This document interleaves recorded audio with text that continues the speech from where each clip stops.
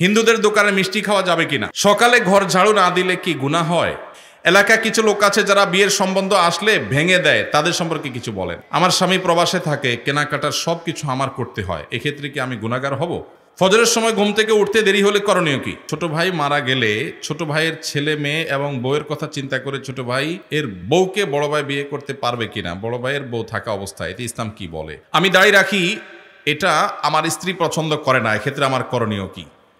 জি ভাই, বিসমিল্লাহ। প্রথম প্রশ্ন, আমি পর্দা করে চলতে চাই, কিন্তু যেই পরিবার যৌথ পরিবার হওয়ার কারণে পর্দা করে চলতে পারি না, এক্ষেত্রে আমার করণীয় কি? যৌথ পরিবারে পর্দা করাটা একটু কঠিন, একটু কষ্টের, ডিফিকাল্ট। এক্ষেত্রে দরকার হয় সবার সহযোগিতা। আমরা ছোটবেলায় আমরা দেখেছি যৌথ পরিবারে থেকেও মানুষ পর্দা করার চেষ্টা করত।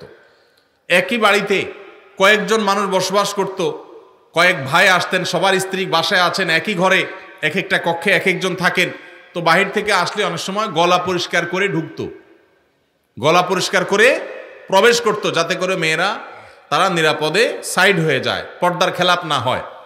এখন হায়া লজ্জা এমন উঠছে, হনহনায় ঢুকে যায়, ন্যূনতম পর্দার বিধানটা জানেই না, এটা মুসলমানদের জন্য লজ্জা। যৌথ ফ্যামিলিতে থেকে পর্দা করা সম্ভব যদি সবার সহযোগিতা থাকে। ঠিক আছে, পুরুষরা যখন আসবে মহিলারা সাইড হয়ে যাবে, পুরুষরা যখন বের হবে মহিলারা তখন সাইড দিবেন, মহিলারা যখন থাকবেন পুরুষরা ঢোকার আগে তাদের পারমিশন নেবেন, প্রাইভেসি মেনটেন করবেন। দেখুন, ইসলামের পর্দার বিধানটা হলো মানুষের প্রাইভেসি রক্ষা করার জন্য, মানুষের প্রাইভেসি মেনটেন করা, রক্ষা করা, এটা ইসলামের অনেক বড় একটা সৌন্দর্য, যে ইসলাম মানুষের প্রাইভেসি রক্ষা করেছে। একজন নারী, আপনি তার সৌন্দর্য তার অনুমতি ছাড়া বা তার সৌন্দর্য আল্লাহর অনুমতি ছাড়া আপনি দেখে অবলোকন করবেন, আপনার জন্য হারাম করা হয়েছে, তার প্রাইভেসি আপনি নষ্ট করছেন। আবার একইভাবে আপনি তাকে নিয়ে মনোজগতে যে বাজে জল্পনা কল্পনার মধ্যে হারিয়ে যাওয়ার আশঙ্কা আপনার মধ্যে আছে এই পর্দাহীনতার কারণে, এই কারণে আল্লাহ তাআলা আমাদের জন্য এটা নিষেধ করেছেন। এই জন্য যৌথ ফ্যামিলিতে থেকে পর্দা করা যায় যদি সবার সহায়তা থাকে, যদি না থাকে তাহলে আলাদা থাকবেন, ছোট্ট কুলঘর নিয়ে ফ্যামিলির সাথে বোঝাপড়া করে তাদেরকে বুঝায়া যে পর্দার জন্য আপনি আলাদা হচ্ছেন। অনেক সময় দেখা যায় অনেক মহিলা আছে আলাদা হওয়ার জন্য একটা সুতা খোঁজে, সুতা, এই সুতা খুঁজে এক একটা মাসালা বাইর করে হুদাই, কোনো কারণ ছাড়াই, তো এটা করা যাবে না। আর যদি সত্যিই পর্দার অসুবিধা হয় তাহলে স্বামীর কর্তব্য স্ত্রীর জন্য অবশ্যই পর্দার ব্যবস্থা করা, প্রয়োজনে সেটা বাছা আলাদা করে হলেও। আমার স্বামী প্রবাসে থাকে, কেনাকাটার সব কিছু আমার করতে হয়, এক্ষেত্রে কি আমি গুনাহগার হব? কোনো বোন তার স্বামী যদি প্রবাসে থাকেন, দেশে তার বাজারঘাট করে দেওয়ার মতো কোনো মানুষ যদি না থাকে, তিনি যদি বাজারঘাট করার জন্য, কেনাকাটা করার জন্য যাওয়া লাগে, শরঈ পর্দা মেনটেন করে তিনি যেতে পারবেন, কিনতে পারবেন। তবে যদি অন্য কোনো পুরুষ লোক থাকেন আশেপাশের যাদের দিয়ে কেনাকাটা কাজটা সারা যায়, তাহলে সেটাই করা উচিত, ওইটাই অধিকতর উত্তম। এবং আজকাল অনলাইনে অনেক জিনিসপত্র কেনাকাটা করা যায়, বিশেষ করে শহরে চাইলেই অনলাইনে কল করলে বাসায় বাসায় মাল চলে আসে। সেই পদ্ধতি অবলম্বন যাদের করার সুযোগ আছে তারা সেটা করা উচিত। একান্ত কোনো উপায় না থাকলে তিনি অবশ্যই যেতে পারবেন, কিন্তু পর্দা মেনটেন করে। অনেক সময় আমাদের বোনেরা এই সুতা দিয়া, এই উজুহাত দিয়া লাগবে লবণ 1 কেজি, বাজারের এ মাথা থেকে ওই মাথা পর্যন্ত 7 চক্কর তওয়াব দিয়ে ফেলে, আছে না নাই? এই জন্য ইন্নামাল আমালু বিন্নিয়াত, আপনার স্বামী প্রবাসে আছে, বাজারে যাওয়া জায়েজ আছে, হুজুরের কাছে মাসালা নিয়েছেন, নিয়ে এবার বাজারে বাজারে ঘুরতেছেন অহেতুক, পর্দার সাথে গেলেন না বেপর্দার সাথে গেলেন, তাহলে অবশ্যই আপনি গুনাহগার হবেন। এই জন্য বোনরা আল্লাহকে ভয় করবেন, যতটুকু আপনার না হলে নয় ততটুকু আপনি করতে পারবেন, অবশ্যই পর্দার সাথে। এলাকায় কিছু লোক আছে যারা বিয়ের সম্বন্ধ আসলে ভেঙে দেয়, তাদের সম্পর্কে কিছু বলেন। খুব দরকারি একটা প্রশ্ন ভাই, খুব দরকারি একটা প্রশ্ন।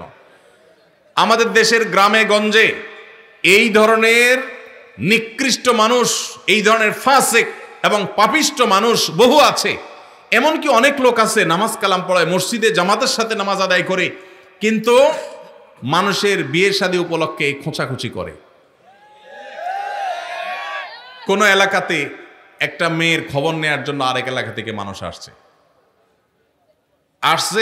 এলাকাতে আপনাকে পাইছে একটা পুকুরের ঘাটে উজু করতেছেন, দেখছে যে মসজিদের পুকুরের ঘাট, উজু করতেছে, বেচারা নামাজি মানুষই হবে। জিজ্ঞাসা করছেন, ভাই সালাম আলাইকুম, আপনাদের এলাকায় অমুক মেয়েটার সম্পর্কে কিছু জানেন কিনা?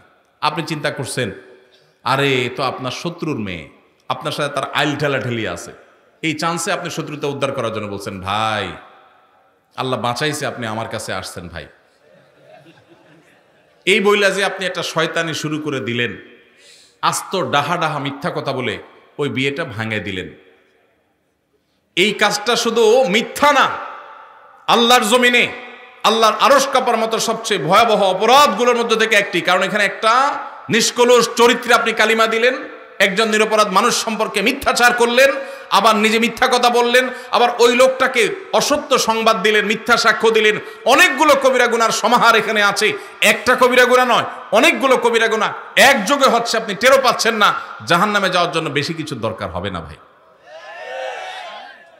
আবার দেখা যায় নিজের পক্ষের লোক সম্পর্কে যদি জিজ্ঞাসা করে, ভাই অমুক ছেলেটা সম্পর্কে কি জানেন, ছেলেটা আপনার বোনের ছেলে, বাইগনা, আপনার কাছেই আসছে। আপনি চিন্তা করলেন, হায় হায়, আল্লাহ বাঁচাইছে যে আরেকজনের কাছে যায় নাই, ছেলের গুদুড় আছে, বহুত বদনাম আছে। আপনি বলতেছেন, ভাই আমাদের এই গ্রামে যদি একটা ফেরেশতার মতো ছেলে থাকে তো এই ছেলে আছে ভাই, একের ছেলে একের। এই ক্ষেত্রেও আপনি ওই মেয়েওয়ালাদেরকে, মেয়ে পক্ষকে মিথ্যা তথ্য দিয়ে তাদেরকে ক্ষতিগ্রস্ত করলেন, বিভ্রান্ত করলেন, মিথ্যা সাক্ষ্য দিলেন, এক্ষেত্রেও আপনি অপরাধী। তাহলে কি করবেন? যতটুকু সত্য ততটুকু বলবেন। সত্য বলার মতো যদি বুকে বল না থাকে, যদি মনে হয় সত্য বললে আমি মাইদ্যের খাওয়া লাগবে, তাহলে বলবেন, ভাই সরি, অন্য কেউ যারা চিনে জানে তাদেরকে জিজ্ঞাসা করেন, আপনি অ্যাভয়েড করে যান। কিন্তু বলতে যখন যাবেন তখন আপনাকে সত্য বলতে হবে। নবী সাল্লাল্লাহু আলাইহি সাল্লাম বারবার আমাদেরকে সতর্ক করেছেন। তিনি বলেছেন, যদি তোমাকে কিছু বলতে হয় ফালিয়াকুল খায়রা আও লিয়াসমুত, তাহলে ভালো সত্য যেটা সেটাই বলবে, আর না হলে চুপ থাকবে। কিন্তু বলতে গিয়ে মিথ্যা বলা যাবে না। অনেক ভাইরা আছেন এই অপকর্ম করেন, কোনো কারণ ছাড়াই করেন, অযথা খোঁচাখুচি করেন, আছে না নাই? এই বিয়ে ভাঙার তালে এগুলো হলো মানুষরূপী শয়তান। আপনি যদি আস্ত মানুষের সুরতে শয়তান দেখতে চান, এইরকম বিয়ে ভাঙাভাঙির কাজ যারা করে এরা হলো সে মানুষরূপী শয়তান। কেন বলেছি জানেন? কারণ ইবলিস শয়তান সবচেয়ে বেশি খুশি হয় একটা সংসার ভেঙে দিলে। একটা সংসার ভেঙে দিলে শয়তান সবচেয়ে বেশি খুশি হয়, অন্য কোনো কাজে শয়তান এত খুশি হয় না। আর এই লোকটা একটা বিয়ে হতে যাচ্ছিল, মিথ্যা কথা বলে ভেঙে দিয়েছে, অথবা অজাগা বিয়ের ব্যবস্থা করে দিয়েছে মিথ্যা তথ্য দিয়ে। এই লোকটা শয়তানের সে কাজটা করেছে। আল্লাহ আমাদেরকে এই দুশ্চরিত্র থেকে বেঁচে থাকার তৌফিক দান করুন। যারা এই সমস্ত খারাপ কাজের বদভ্যাস আছে, আল্লাহর ওয়াস্তে তারা ছেড়ে দেন, আল্লাহকে ভয় করেন। আমি প্রবাসী ব্যাংক থেকে লোন নিয়ে বিল্ডিং করতে চাই, এটা করা যাবে কি না? বিষয়টা আমার জানা খুব দরকার। আপনি কি প্রবাসী ব্যাংক থেকে নেবেন, না দেশি ব্যাংক থেকে নেবেন, না অন্য কোন নামের ব্যাংক থেকে নেবেন, সেটা বিষয় না। বিষয় হলো সুদভিত্তিক লোন নিলে সেটা হারাম। কোন ব্যাংক থেকে নিচ্ছেন সেটা ম্যাটার না। ব্যাংক থেকে যদি সুদভিত্তিক লোন নেন সেটা কি হারাম। আপনি বাড়ি করার জন্য সুদভিত্তিক লোন নেন, সেটা হারাম হবে। প্রয়োজনে আপনি ভাড়া বাড়িতে থাকবেন, কুড়ের ঘরে থাকবেন, কিন্তু হারামে জড়াবেন না। আল্লাহ আমাদেরকে বুঝদান করুক। বেশিরভাগ গ্রামে শহরে এখন মানুষ কথায় কথায় সুদের কারবার করে। সুদ যে কত ভয়াবহ! আল্লাহ তাআলা সুদের কারবারকারীকে যুদ্ধের ঘোষণা দিয়েছেন, যুদ্ধের ঘোষণা। ফাআযানু বিহারবিন মিনাল্লাহি ওয়া রাসূলি, ভয়ঙ্কর ব্যাপার। কিন্তু গোটা পৃথিবীর অর্থনীতি দাঁড়িয়ে আছে সুদের উপরে। অনেক দীর্ঘ আলোচনা দরকার, আমার হাতে সময় নাই। আমি গোটা পৃথিবীর সংশোধনের দায়িত্ব নেই নাই, আমি আমার দায়িত্ব নিয়েছি। আল্লাহ আমাকে আমার সময় জিজ্ঞাসা করবে, এজন্য আমি সুদের কারবার করব না ইনশাআল্লাহ। যারা মাসিক বেতনে কর্ম করে তাদের নির্দিষ্ট একটা সময় থাকে, যেমন 10টা থেকে 5টা অফিসিয়াল টাইম। সে যদি ব্যক্তিগত কাজে অফিসে পরে আসে বা আগে চলে যায়, তাহলে সেক্ষেত্রে বেতন নেওয়াটা কতটুকু হালাল হবে? খুবই দরকারি প্রশ্ন। আমাদের অনেক ভাইরা আছেন, চাকরি করেন বিভিন্ন কোম্পানিতে, সরকারি বেসরকারি প্রতিষ্ঠানে। যেই কয় ঘন্টা ডিউটির জন্য আপনি চুক্তিবদ্ধ, ওই কয় ঘন্টা ডিউটি যদি আপনি ফাঁকি দেন, পরে আসেন, আগে চলে যান, আর কাজের ফাঁকে নিজের কাজকাম করেন, মোবাইল টিপাটিপি করেন, ফাঁকি ঝুঁকি দেন, তাহলে তাদের ওই ফাঁকি ঝুঁকি দেওয়ার সময়টার যে ইনকামটা, ওইটা হারাম হবে। সেই ইনকামটা কি হবে? হারাম হবে। অনেক হারাম আছে আমরা যেগুলো জানি না। সুদ খাওয়া হারাম আমরা জানি, ঘুষ খাওয়া হারাম আমরা জানি, কিন্তু চাকরির মধ্যে এই যে ফাঁকি ঝুঁকি দিয়ে টাইম নষ্ট করে ওই টাইমের বেতন আমি নিচ্ছি, এটা যে হারাম, এটা আমাদের বেশিরভাগ মানুষের সেন্সও নাই। ভাইরা আমার, আল্লাহর ভয়ে আমানতদারিতা রক্ষা করতে হবে। মুসলমান কখনো আমানতের খেয়ানতকারী হতে পারে না। এমনকি আপনি অফিসে বা কোম্পানি, সরকারি বেসরকারি যেখানে কাজ করেন, ডিউটির সময় আপনি বসে বসে যদি ওয়াজ শুনেন ইউটিউবে কাজ বাদ দিয়া, সওয়াব হবে না গুনাহ হবে? কোরআন তেলাওয়াতও যদি শুনেন, সওয়াব হবে না গুনাহ হবে? ইমানদার কখনো সিসি ক্যামেরাকে ভয় পাবে না, ইমানদার ভয় পাবে কাকে?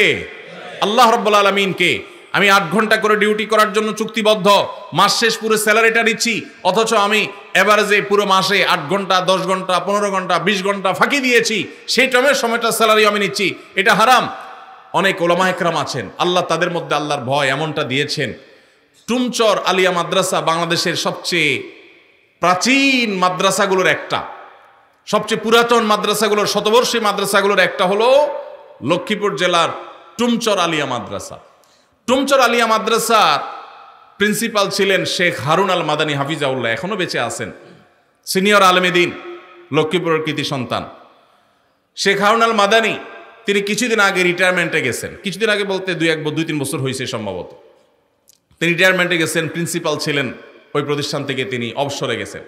অবসরে যাওয়ার সময় তিনি যা সুযোগ সুবিধা পেয়েছেন, সেখান থেকে একটা চেক লিখে একটা বড় অ্যামাউন্ট, কয়েক লাখ টাকার একটা অ্যামাউন্ট তিনি মাদ্রাসার ফান্ডে দিয়ে দিছেন, মাদ্রাসায় তিনি সেটা দিয়ে দিছেন। এবং এটার কারণ হিসাবে, এটা তিনি আমাকে বলেন নাই, আমি অন্যভাবে জানছি, এর কারণ হিসাবে তিনি উল্লেখ করেছেন যে এত দীর্ঘ বছর, এত বছর কাজ করেছি এই প্রতিষ্ঠানে, চেষ্টা করছি ঠিকঠাক মতো ডিউটি পালন করতে, আমার অজান্তে হয়তো কোনো ফাঁকিঝুঁকি হয়ে গেছে, হয়তো কোনো সময় নষ্ট হয়ে গেছে, হয়তো কোনো দিন দেরি হয়ে গেছে, আগে বের হয়ে গেছি, হয়তো কোনো সময় ব্যক্তিগত কাজ করে ফেলছে ডিউটির মধ্যে, সেই সময়গুলোর বেতনও তো সব আমার অ্যাকাউন্টে ঠিকই আসছে, কোনোটাই তো আর বাদ দেই নেই। এই জন্য কিয়ামতের ময়দানে যেন দাঁড়ায় থাকতে না হয়, জান্নাতের পথে যেন বাধা হয়ে না দাঁড়ায়, এই জন্য কিছু টাকা এর চেয়ে বেশি হবে না, এর কমই থাকবে, একটু বাড়ায়া সতর্কতামূলক দিলাম আমি দায়মুক্ত হওয়ার জন্য। মানুষ এখনো পৃথিবীতে আছে, সংখ্যায় কম কিন্তু আছে। আল্লাহ আমাদেরকে মানুষ, সেই ইমানদার, সেই মুসলমান হওয়ার তৌফিক দান করুন। ইমানদারকে কোনো সিসি ক্যামেরার মনিটরিং এর প্রয়োজন হয় না, তার সেলফ মনিটরিং, নিজেকে নিজে মনিটর করে, আল্লাহর মনিটরিং এ বিশ্বাস করে। আল্লাহ আমাদেরকে সেরকম মুসলমান হওয়ার তৌফিক দান করুন। তাহলে ভাই, ডিউটির ফাঁকে এই ফাঁকিঝুঁকি করলে সেটা নাজায়েজ হবে। এরপরে প্রশ্ন হলো, বিড়ি সিগারেট বিক্রি করার উপার্জন হালাল নাকি হারাম? যেই জিনিস খাওয়া, পান করা, ব্যবহার করা হারাম, ওইটার কেনা বেচা করাও। ইসলামে যে জিনিসটা খাওয়া, পান করা, ব্যবহার করা নিষেধ, সেটার বেচা কেনা করাটাও। দোকানদার নিজে লম্বা দাড়িওয়ালা নামাজি মানুষ, হাজি সাহেব মানুষ, নিজে বিড়ি সিগারেট খায় না, নিজের 14 গোষ্ঠীও খায় না, কিন্তু বেচে, তাহলে তার উপার্জন হালাল হবে না। এখন প্রশ্ন হলো, একটা দোকানে অনেক আইটেম আছে, একটা নাজায়েজ বা গুনাহের আইটেম বেচার কারণে সবগুলো যে হারাম হয়ে যাবে তা না। এইটা বিক্রি করে যে লাভ করছে ওইটা নাজায়েজ হবে, বাকি যেগুলো হালাল আছে, চাল ডাল বিক্রি করছে সেগুলো হালাল হবে। অবশ্য চাল ডাল বিক্রি করলেই যে হালাল হবে এমন না, যদি দেশি মশারের সাথে ইন্ডিয়ান মশারে মিশিয়ে বিক্রি করেন হালাল হবে না হারাম হবে? আইটেম হালাল হলেও 2 নম্বরই করার কারণে উপার্জনটা হারাম হয়ে যাবে। তো এই জন্য যারা মুদি দোকানদারি করেন তারা বলবেন, ভাই তাহলে বিড়ি সিগারেট ছাড়া তো দোকান চলে না, কি করব? এটাই তো আপনার চ্যালেঞ্জ। আল্লাহর জন্য আপনি স্যাক্রিফাইসটা কি করলেন? কিয়ামতের ময়দানে আল্লাহর কাছে জান্নাত চাইবেন কোন মুখে? এটাই তো স্যাক্রিফাইস। স্যাক্রিফাইসের বিনিময়ে তো জান্নাত আশা করবেন। আপনি আল্লাহর জন্য হারাম জিনিস বিক্রি করলেন না, দোকানে লেখা দিলেন, ভাই আমি এই যে আমাদের মুসলমানদের রক্তচোষা যারা, তাদের জিনিস রাখি না, বিড়ি সিগারেট রাখি না, ধূমপানের আইটেম রাখি না, এগুলো এই দোকানে বিক্রি করা হয় না, লেখা টাঙ্গায় দিছেন। এতে কিছু বিড়িখোর, সিগারেটখোর, গাঞ্জাখোর কাস্টমার কমবে, এতে আপনার টাকা ক্যাশে একটু কম আসবে। ওই টাকা যদি আসতো, ওইটা এমনিই বরকত নষ্ট করে দিত। ওই বেবরকতি গাঞ্জাখোর আর বিড়িখোর, সিগারেটখোরের টাকা না আসলে আপনার আল্লাহ তাআলা না খাওয়ায় মারবে না ইনশাআল্লাহ। এর জন্য হিম্মত দরকার হয়, হিম্মত। কিছু কেনাবেচা কম হোক, কিছু কাস্টমার কম আসুক, আমি একটু কম খাবো, আমার ইনকাম একটু কম হবে, বিনিময়ে আমি জান্নাত পাবো ইনশাআল্লাহ। মনে শান্তি থাকবে যে আমি ক্যান্সারের আইটেম বিক্রি করে একটা মানুষকে সর্বশান্ত করার দায়ে আমি দায়ী হলাম না। দোকানদার ভাই, যত সিগারেট বিক্রি করলেন, এই সিগারেটগুলো যারা কিনছে, খাইছে, এর মধ্যে বহু লোক ক্যান্সারে আক্রান্ত হয়ে গেছে। বাংলাদেশে ক্যান্সারের যে রেশিও, ঘরে ঘরে ক্যান্সারের রোগী, এবং ক্যান্সারের সবচেয়ে বড় কারণ, যেই কারণে সবচেয়ে বেশি সংখ্যক মানুষ ক্যান্সারে আক্রান্ত হয়, সেটা হলো ধূমপান। এই ধূমপান আইটেম আপনি বিক্রি করছেন, নিজে খান নাই, যে খাইছে খাইতে খাইতে একসময় ক্যান্সার হয়েছে, জমি জমা সব বিক্রি করে সর্বশান্ত হয়ে বাচ্চাদের ইতিম করে চলে গেছে।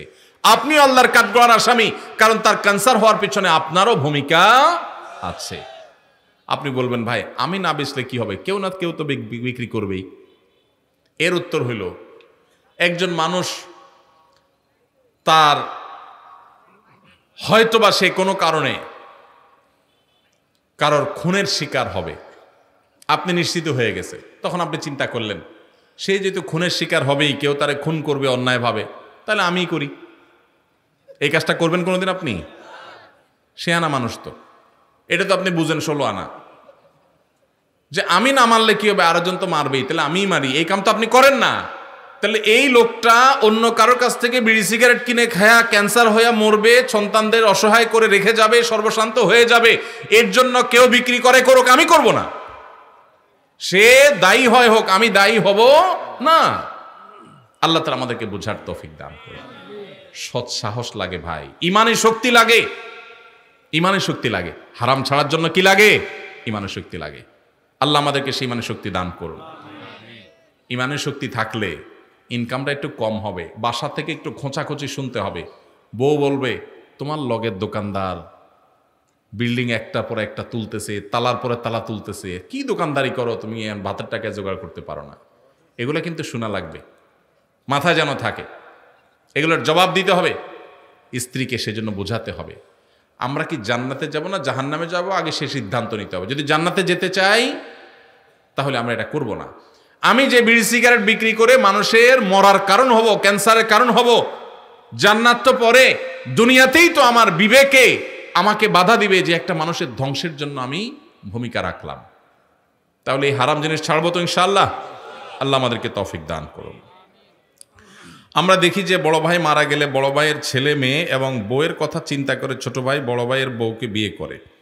আমি জানতে চাচ্ছি যে ছোট ভাই মারা গেলে ছোট ভাইয়ের ছেলে মেয়ে এবং বউয়ের কথা চিন্তা করে ছোট ভাই এর বউকে বড় ভাই বিয়ে করতে পারবে কিনা, বড় ভাইয়ের বউ থাকা অবস্থায়, এতে ইসলাম কি বলে?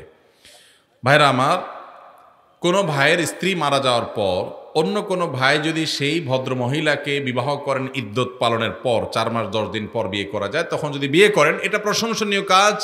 অভিভাবকত্বের জায়গা থেকে, ভাতিজাদের প্রতি দায়িত্বশীলতার জায়গা থেকে এটা খুবই প্রশংসনীয় কাজ। আমাদের সমাজ বেশিরভাগ মানুষ এটাকে ভালো চোখে দেখে না, কারণ সমাজটা তো সব রোগাদের সমাজ, রোগী হয়ে গেছি আমরা। ভালো জিনিস আমাদের কাছে খারাপ লাগে, খারাপটা বরং ভালো লাগে।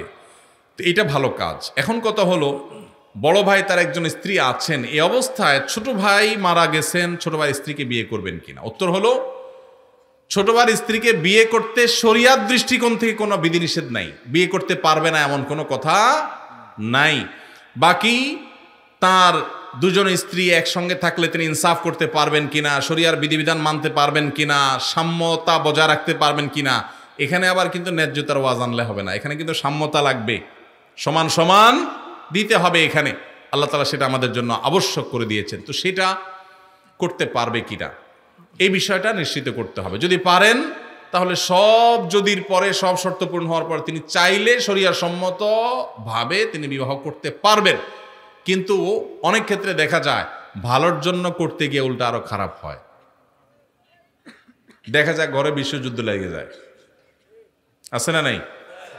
যদি কোনো আল্লাহর বান্দী, যদি আল্লাহর কোনো বান্দী যদি স্যাক্রিফাইস করেন এক্ষেত্রে, তাহলে এটা অবশ্যই একজন জান্নাতি মানুষের কাজ, অবশ্যই একজন আল্লাহর নেককার বান্দির কাজ।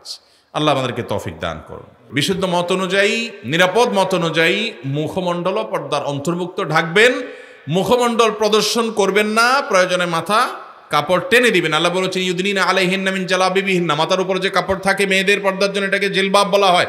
আল্লাহ বলেছেন এই জালাবিব তোমরা, তারা মেয়েরা টেনে দিবে। এই যে টেনে দিতে বলছেন, এটা কেন? এটাই তো মুখাবয়বকে ঢাকার জন্য।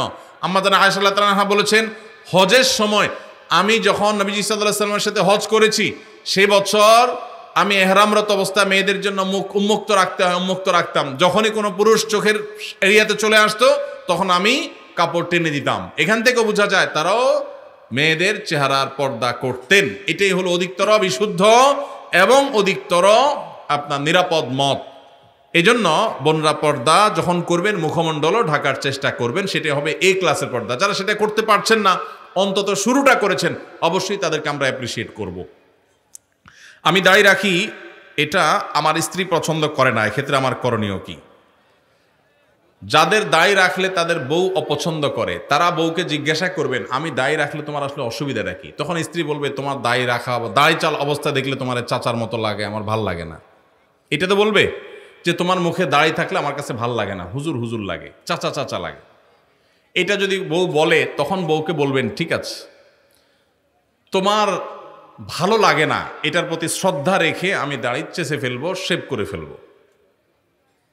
তবে সেই সাথে আমারও একটা কথা আছে, তোমার মাথার এই যে এত লম্বা লম্বা চুল আমার একদম ভাল লাগে না, আমার মন চায় তুমি এগুলো সব চেঁচে একদম ফুল গোলালোর মতো হয়ে যাও, আমার এটা খুব ভাল লাগে।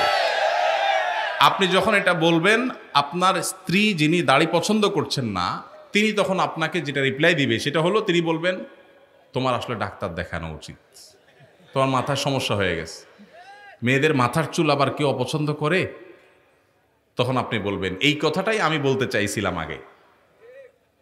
এই যে মাথায় সমস্যা হওয়ার কথা আপনি আমাকে বললেন না, এই কথাটাই আমি বলতে চাইছিলাম, মায়ের ভয়ে বলি নেই। আল্লাহ তাআলা দাঁড়িয়ে আমার মুখে গজাইছেন, আপনার মুখে তো গজার নাই। আপনি মেয়ে মানুষ, আপনার মুখে তো গজায় নাই। নখ আমারটাও বড় হয়, আপনারটাও বড় হয়। শরীরের অন্য সমস্ত অঙ্গ প্রত্যঙ্গ বর্ধনশীল যেগুলো সব আপনারও বাড়ে, আমারও বাড়ে। শুধু দাড়িটা আপনার মুখে গজাই না, আর আমার মুখে গজায় এবং বাড়ে। মোচটা গজায়, যেন মোচ ছোট ছোট রাখতে বলছে ইসলাম। তাহলে আল্লাহ তাআলা আপনাকে একটা জিনিস দেয় নাই, আমাকে একটা জিনিস দিছে, তাহলে বোঝা গেছে এটা পুরুষত্বের মার্কা, এটা পুরুষত্বের মার্কা। এখন যে ভাইদের মুখে দাড়ি নাই, আপনারা রাগ করেন না, আপনাদেরকে কষ্ট দেওয়ার জন্য বলছি না, আমি শুধু এটুকু বলছি যে দাড়ি এটা পুরুষত্বের আলামত। দাড়ি এটা কিসের আলামত? পুরুষত্বের আলামত। কারণ আল্লাহ তাআলা নারীকে দাড়ি দিছেন, পুরা বডির মধ্যে দেখবেন এই একটা জিনিসই মহিলাদের নাই, আপনার আছে, দাড়ি আর মোচ।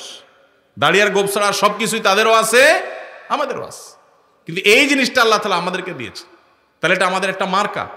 এখন এই মার্কা যদি কেউ পরিবর্তন করে ফেলতে বলে, এটা তো মানা যায় না। এটা কি মানা যায়?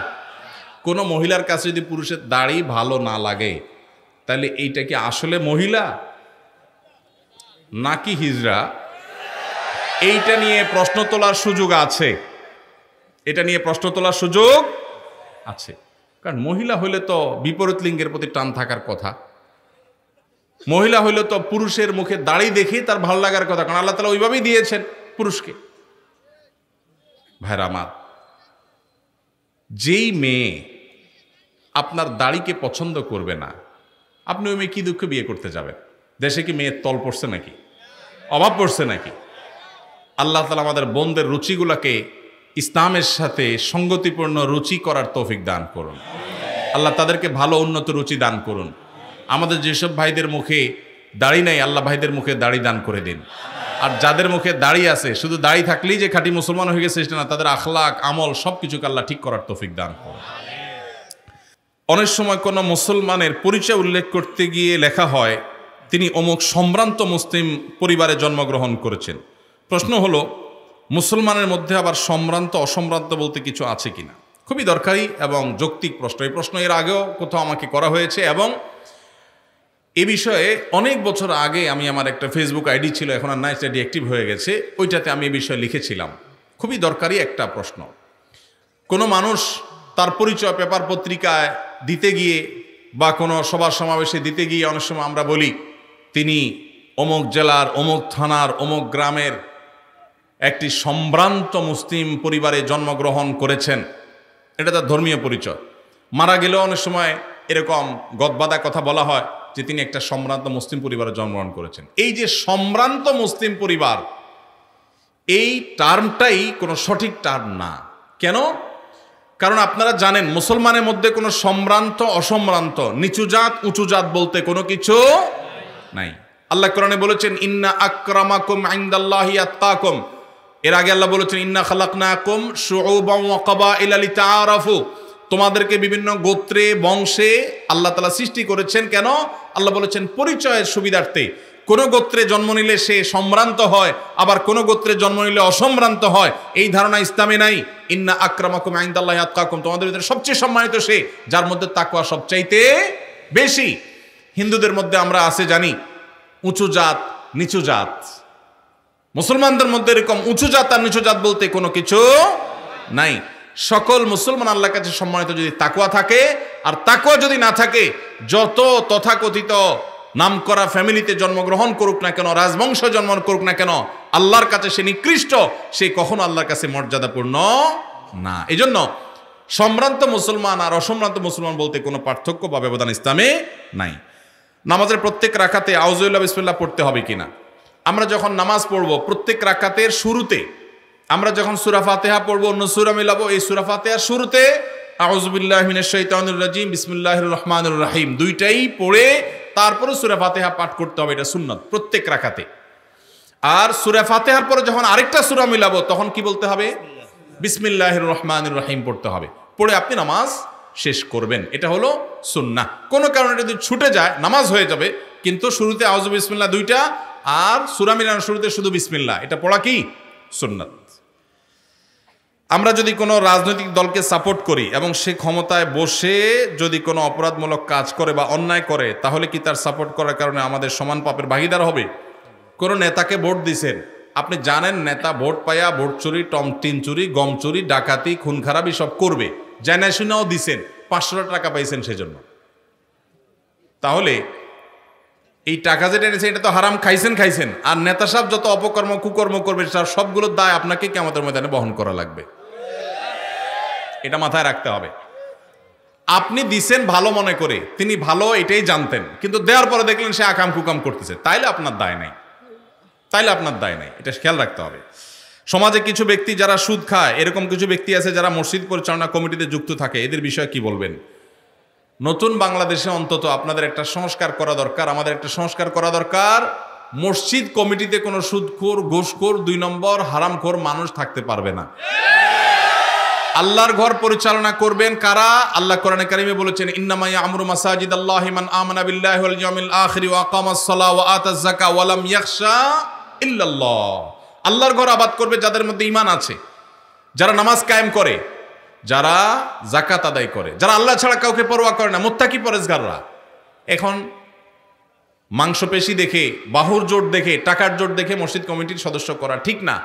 এই জায়গা থেকে আমাদের বের হয়ে আসতে হবে। তবে হ্যাঁ, আমাদের অনেক কমিটির ভাইরা আছেন যারা হয়তো নিজেরা সঠিক পথে ছিলেন না, মসজিদের সংস্রবে আসার পর, দায়িত্ব পাওয়ার পর তারা নিজেদের পরিবর্তন করেছেন, তাদেরকে অবশ্যই আমরা সাধুবাদ জানাবো এবং মাথার উপরে তুলে রাখবো। এবং যারা এখনো সংশোধন হন নাই তাদেরকে আমরা বলবো, আপনারা সংশোধন হয়ে যান, পরিবর্তন তো করার দরকার নাই। কিন্তু নিজে নামাজও পড়ার খবর নাই, মসজিদ কমিটির সভাপতি সেক্রেটারি চেয়ার দখল করে রাখবেন, এটা কোনো অবস্থাতে মানা যায় না। আমাদের নিজেদেরকে পরিবর্তন করার সিদ্ধান্ত নিতে হবে। এগুলো সকালে ঘর ঝাড়ু না দিলে কি গুনাহ হয়? না ভাই, ঘর ঝাড়ু না দিলে কোনো গুনাহ হয় না, এগুলো কুসংস্কারের কথা। আগের যুগের মানুষরা নিজের বৌমা, পোলাপান এগুলাকে সোজা রাখার জন্য অনেক জাল হাদিস বানাইতো। এটা সেরকমই একটা, ধরেন বৌমাদেরকে দৌড়ের উপর রাখার জন্য একটা জাল হাদিস বানাই দিল, সকালে ঘর ঝাড়ু না দিলে গুনাহ হয়। এবার বৌমা সকালে উঠা ঘর ঝাড়ু দিবেই দিবে।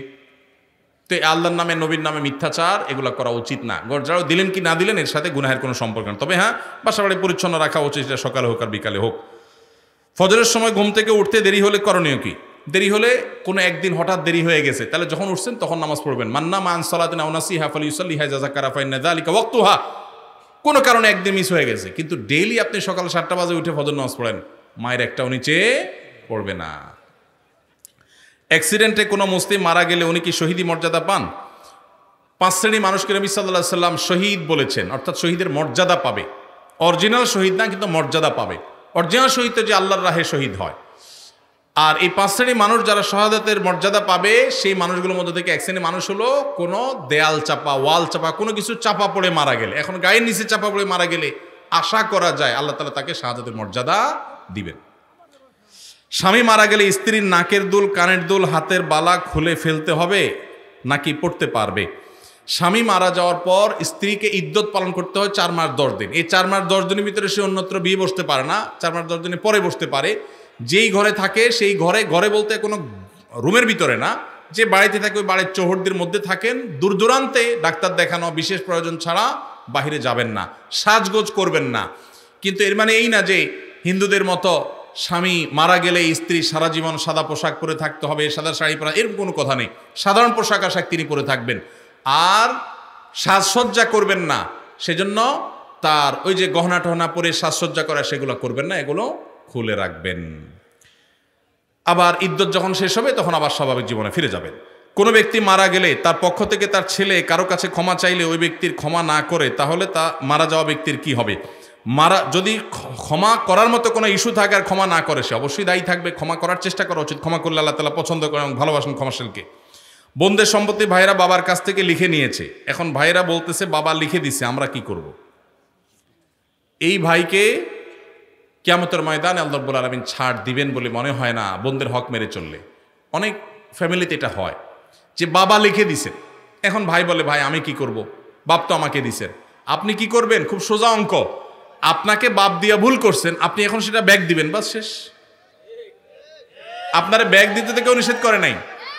শেয়ানা পাবলিক বলে যে বাপে লিখে দিছে, আমি কি করব? বাপে যদি ভুল করে তাহলে সেটাকে আপনি সংশোধন করবেন, আপনি এখন বোনেরটা বোনে ফেরত দিয়ে দিবেন, বাস এটা হলো কর্তব্য, না হলে গুনাহগার হবেন। হিন্দুদের দোকানে মিষ্টি খাওয়া যাবে কিনা? হিন্দুদের দোকান থেকে যদি আপনি মিষ্টি কিনেন সেটা হালাল হলে আপনি খেতে পারেন। এখন যদি হারাম হয় সেটা খেতে পারবেন না। এখন হালাল কি হারাম এটা যদি আপনার সন্দেহ তৈরি হয় যে অনেক ক্ষেত্রে তারা আপনার কোনো নাপাক জিনিস তারা পবিত্র মনে করে মিশায় কিনা, সন্দেহ যদি আপনার তৈরি হয় তাহলে সেটা খাবেন না, অ্যাভয়েড করবেন। যদি হালাল নিশ্চিত জানেন তাহলে খেতে অসুবিধা নাই। আর যদি হারাম হালালের মধ্যে সন্দেহ থাকে তাহলে সন্দেহের ঊর্ধ্বে থাকাই হলো তাকওয়ার দাবি। রোজা অবস্থা গীবত করলে কি হয়? রোজা অবস্থা গীবত করলে রোজার অঙ্গহানি হয়, রোজার কোয়ালিটি নষ্ট হয়। নবী সাল্লাল্লাহু আলাইহি ওয়াসাল্লাম বলেছেন, অনেক লোক রোজা রাখে, রুব্বা সাইমিন লাইসা লাহু মিন সিয়ামিহি ইল্লাল জু', অনেক লোক রোজা রেখে উপোস থাকা ছাড়া কোনো লাভ হয় না, কারণ রোজা রাখে আবার গীবত করে, মিথ্যা কথা বলে, অনর্থক কাজ করে। নবী সাল্লাল্লাহু আলাইহি ওয়াসাল্লাম আরো বলেছেন, মাল্লাম ইয়াদা কাউলা যুরি ওয়াল আমাল বি ফালাইসা লিল্লাহি হাজা আন ইয়াদা তাআমাহু ওয়া শারাবা, যে ব্যক্তি রমজানে রোজা রেখে মিথ্যা কথা মিথ্যা কাজ ছাড়লো না, তার উপোস থাকাতে আল্লাহর কোনো ঠেকা পড়ে নাই। রমজান রোজাকে আপনাদের সার্থক করার জন্য এবছর একটা ছোট্ট নতুন বই আমাদের আসছে, মাহে রমজানের 27 আমল, মাসনুন আমল। বইটা ইনশাআল্লাহ সপ্তাহের ভিতরে চলে আসবে, আশা করি এটা আপনাদের উপকার আসবে ইনশাআল্লাহ। দুটি প্রশ্ন আছে আর, একটা হলো আমার স্বামী প্রবাসে থাকে, তিনি প্রতি মাসে একটা নির্দিষ্ট পরিমাণ টাকা পাঠান, কিন্তু অনেক মাসে তার চেয়ে বেশি টাকা আমার খরচ হয়ে যায়, তখন স্বামী আর টাকা পাঠাতে চায় না, তাই আমি অনেক সময় 1000 টাকা খরচ করে বলি 2000 টাকা খরচ হয়েছে। হুজুর তাহলে এতে কি আমার অন্যায় বা পাপ হবে? যদি দয়া করে একটু জানাতেন অনেক উপকৃত হতাম। দেখুন, মিথ্যা কথা বলা জায়েজ নাই, প্রয়োজন একটু কম খাবেন, স্বামী কম পাঠালে কম খাবেন, কিন্তু মিথ্যা কথা বলবেন না। যদি গুড়ায় গাড়ায় কোনোভাবে আপনি রাখতে পারেন সেটা জায়েজ আছে, ডাহা মিথ্যা কথা বলবেন এটা এত সহজ না, এটা জায়েজ হবে না। অনেকে আছে বউয়ে জামাইয়ের সাথে আর জামাইয়ে বউয়ের সাথে মিথ্যা কথা বলে, আছে না নাই? এগুলা জায়েজ নাই। বাইরের থেকে শাড়ি কিনছেন 500 টাকা দিয়া, বউটা একটু সোজা সরল পাইছেন, আয়সা বলতেছেন 5000 টাকা দিয়ে শাড়ি আনছি তোমার জন্য, জায়েজ হবে না জায়েজ হবে? একটা হাদিস আছে বউয়ের সাথে মিথ্যা কথা বলা জায়েজ, এই কথা শুনে অনেকে আছে ডেইলি সকাল বিকাল বউরে এরকম গোল দিয়ে ধোকা দেয়, এই মিথ্যা বলা জায়েজ নাই। কোন মিথ্যা বলা জায়েজ? পামপট্টিমূলক মিথ্যা বলা জায়েজ। পামপট্টিমূলক মিথ্যা বুঝেন? বউরে বললেন তোমার চাইতে সুন্দর এই পৃথিবীতে আর কেউ হতে পারে না, অসম্ভব, অথচ এটা মিথ্যা কথা, কিন্তু বলছেন। বউ আবার আপনারে বলল, এই টাইপের পাম্পট্টিমূলক মিথ্যা বলা জায়েজ আছে। ডাহা মিথ্যা কথা, গোশত আনছেন 1 কেজি, আয়না বলতেছেন আধা কেজি, 3 কেজি আয়না বলতেছেন 1 কেজি, বউ বলতেছে মাশাআল্লাহ আমার জামাইটা অনেক চালাক, আমার বাপে কিনলে দেখি অল্প একটু হয় 1 কেজি, আরে দেখি 2 কেজি 1 কেজি হয়ে গেছে। তো এরকম চালাকি করে বউয়ের কাছে ভালো সাজবেন, একদিন ওই রেট লাগানো দাম লেখা ট্যাগটা চোখে পড়বে, সারা জীবনে বিশ্বাস একসাথে শেষ হয়ে যাবে। যে বেটাতে প্রতিদিন আমার 500 টাকা শাড়ির 5000 টাকা বলে বেচছে, এই 2 নম্বরই করা জায়েজ নাই। বাংলাদেশের মাদ্রাসার অনেক সুপার প্রধানরা দাখিল আলিম পরীক্ষার্থীদের নকল সরবরাহ করে বা তার সাথে জড়িত থাকে, এদের বিধান কি? আল্লাহ মাফ করো, খুবই ভয়ঙ্কর কথা। শিক্ষক নিজে যদি শিক্ষার্থীকে নকল সরবরাহ করে, এটা হলো নিকৃষ্ট শিক্ষক। এই শিক্ষক সন্তানরা কি শিখাবে? শিক্ষক কেন, এখন বাপ মা নকল টাকা দিয়ে কিনে এনে সন্তানকে সরবরাহ অনেক ক্ষেত্রে করে, এই বাপ মা কোনো আদর্শ বাপ মা হতে পারে না। আল্লাহ তাআলা আমাদের বাবা মা শিক্ষকদেরকে মানুষের মতো মানুষ হওয়ার তৌফিক দান করুন। যে প্রতিষ্ঠানের শিক্ষক বা শিক্ষা প্রতিষ্ঠান প্রধান এরকম 2 নম্বর কাজ করে, সেই প্রতিষ্ঠানের সন্তান পড়াবেন না, সেখান থেকে সন্তান মানুষ হবে না, ডাকাত হবে, অমানুষ হবে বা খারাপ জিনিস শিখবে। আল্লাহ আমাদের সন্তানদের ঈমান আমলকে হেফাজত করার তৌফিক দান করুন। জাযাকুমুল্লাহু খায়রা ওয়া আখিরু দাওয়ানা আলহামদুলিল্লাহি রাব্বিল আলামিন।